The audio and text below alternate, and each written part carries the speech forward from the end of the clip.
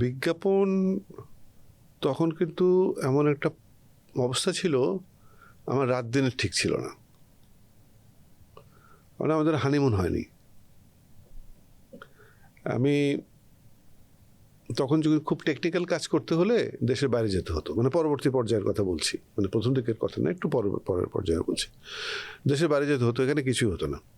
তো আমাদের হানিমুন হয়নি, বিয়ে হয়েছে, ঠিক করে নিলাম যে ওই দেশের বাইরে যাব, তখন এই কাজের জন্য বাইরে যাওয়া হবে, তখন হানিমুনটাও হবে। কিন্তু কাজেই ছিলাম, মানে কাজ এমনই আষ্টে পৃষ্ঠে জড়ানো ছিল যে নিজেরা কোনোদিন বের হয়ে ঘুরতেও পারিনি। তো আমি বলছি যে সবচেয়ে বড় ভূমিকা হলো যে এইগুলোকে সে জীবনের খুব বড় গলদ বলে ধরে নেয়নি। মানে আমার কাজে যে অনুপ্রেরণা দেয়া সেটা দিত সে। আর যেমন হেল্প করতো কিছু কিছু বিষয়ে। এক হচ্ছে যে মডেলদের গ্রুমিং করা, যেটা ও একসময় যেহেতু কোরিওগ্রাফ করতো, তো সুতরাং এই যে যেসব মডেলদের কথা বললেন, এদের গ্রুমিংটা মানে প্রথম থেকে ওই করে দিয়েছে। ইংরেজি জিঙ্গেল হলে সেটা লিখেছে ও। আর এমনি শুটিংয়ে যখন সময় পেত তখন হয়তো উপস্থিত থাকতো।